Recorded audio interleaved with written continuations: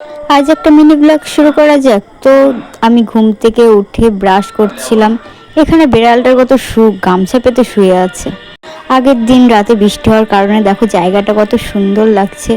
আর এটা হচ্ছে আমাদের কাঁঠাল গাছ। দেখো এইটুখানি গাছে কত কাঁঠাল ধরেছে, এটাই দেখাচ্ছিলাম তোমাদের।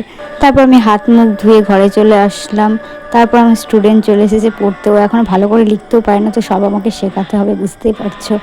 তো আমি সকাল থেকে যেহেতু কিছু খাইনি, একটা বিস্কুট খেয়ে নিলাম। তারপর আমার আর একটা স্টুডেন্ট চলে আসলো।